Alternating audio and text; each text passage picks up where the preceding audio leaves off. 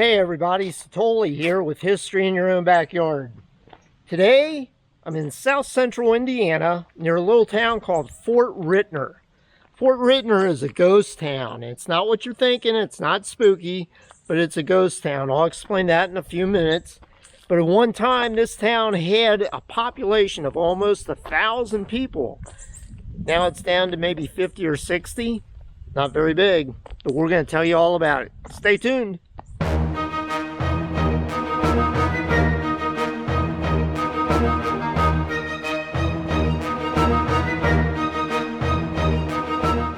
Before we get started, let's talk about the 4 different levels of a ghost town.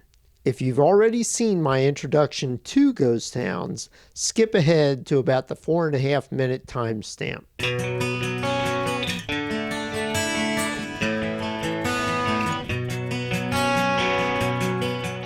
Hi everybody, Satoli here with History in Your Own Backyard. Over the years, I've been approached by dozens of people to produce videos on small, very small towns throughout the Midwest. These are towns that were once pretty vibrant communities. They provided employment, religious outlets, and sometimes even shopping for the local community. But now, for whatever reason, they have shifted population-wise due to lack of employment, natural disasters, or disease. And we're going to cover some of these in upcoming videos. I tend to call these ghost towns. There's nothing spooky about these towns. They're just small towns. They're only a shell of what they were in the past. So stay tuned and we'll go over the 4 different levels of a ghost town.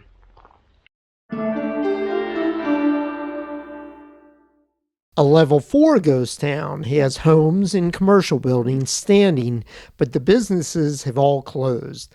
The ghost town of Wiseburg, Indiana is a good example of this, with the general store and the blacksmith shop still standing, but no longer in business. See the video link in the description below. A level 3 ghost town still has homes, but the businesses have all closed and have been demolished.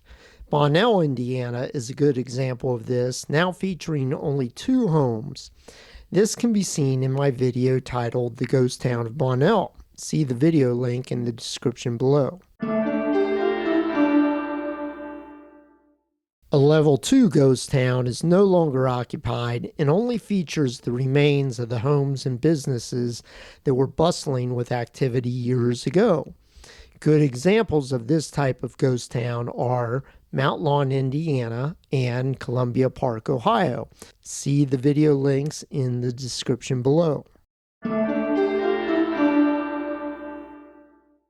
A level 1 ghost town is completely gone. No foundations and no evidence of any human habitation.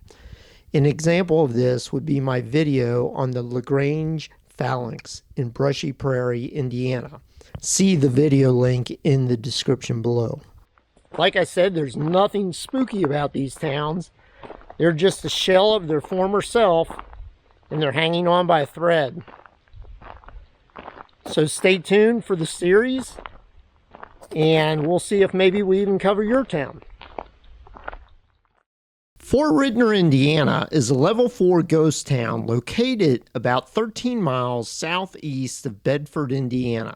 The town once had a population of about 1,000 people in the early 1900s, but in the 2000 census, the population was hovering around only 75 people.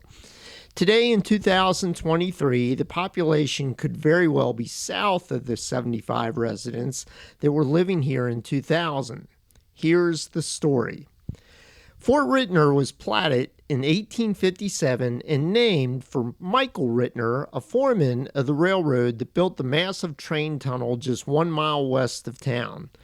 When first platted, there were almost 290 available plots in town. Today, there might be about 20 homes that are still inhabited. One of the first merchants to open shop was William Holland, who had a grocery store and a tavern. When he died in 1905, he was one of the wealthiest men in Lawrence County and owned quite a bit of land as shown in the plat book. In its heyday, the early 1900s, Fort Ritner was home to 2 saloons, a railroad depot, at least 2 churches, possibly 3, a flour mill, a blacksmith shop, a sawmill, 2 grocery stores, a hotel, a telephone exchange, a post office, a doctor's office, a grist mill, a barber shop, a dressmaker's shop, and a justice of the peace. In 2023, all that remains of the commercial entities is the former Holland General Store built in 1913, which is now a private residence, which places Fort Ritner in the Level 4 Ghost Town category. With the East Fork of the White River just 1/2 mile south of Fort Ritner, floods have always played a major role in the history of the town. The 1913 flood somehow triggered a fire in the grocery store of William Holland, which resulted in his first store burning down to the water line. The 1937 flood was even worse, forcing all of the residents to leave town or seek refuge in the Fort Ritner Methodist Episcopal Church, which sat on high ground. Speaking of churches, 2 and possibly 3 churches have called Fort Ritner home over the years, although none of the places of worship are still active. The Methodist Church, built around 1885, still stands and is now used as a private residence. The former Pentecostal Church was established in the late 1930s from sections of the Ohio and Mississippi Railroad Depot. The depot originally sat on the south side of the tracks.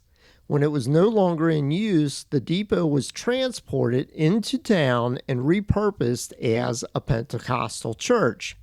The former depot/church still stands today, although it's in pretty rough shape and overgrown with vegetation.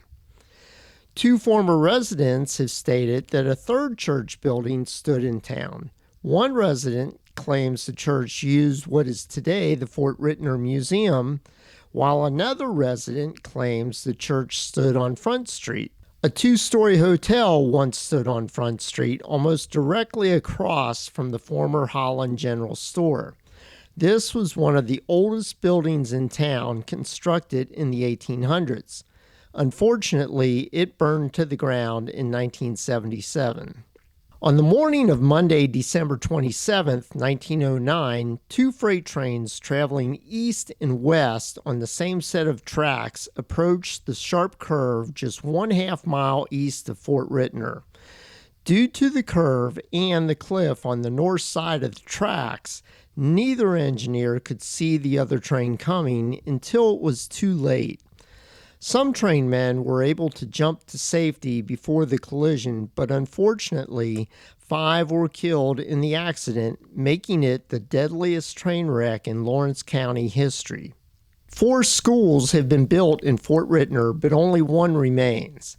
In 1855, the Wildcat School was constructed 1 mile north of Fort Ritner on the head of Wildcat Creek. The land was deeded by William and Sarah Foster on June 9, 1855, for school purposes. The school was in use for only 3 years until 1858. In 1858, the town school was built at the corner of Depot and 3rd Street on lots 112, 113, and 114, which were deeded by Edwin B. Fanning for school purposes. This school was in use until 1883. I couldn't find any remains of that building. In 1883, the 2-story, 2-room Clay Hill College was built and sat on the hillside and slightly west and north of the Winford and Maggie Dixon home. The 1.5 acres of land for the school was deeded by Martin and Mary Dixon. This school was in operation until 1911. It looks as if a newer home has been built on the site of where the school may have once stood. In 1911, the last Fort Ritner School was built on lots 83, 84, 85, and 86. The one-story, two-room school was in operation until 1952. In 2023, it is being used as a private residence. A post office once stood on the west side of the 1913 Holland General Store and then was moved inside the store. In 2023, the remains of the post office can be found at the Lawrence County Museum of History in Bedford, Indiana. Today, Fort Ritner is only a shell of its former self. Less than 24 houses make up Fort Ritner with a population of only about 50 to 65 people. Will anything be left in Fort Ritner 100 years from now? Only time will tell.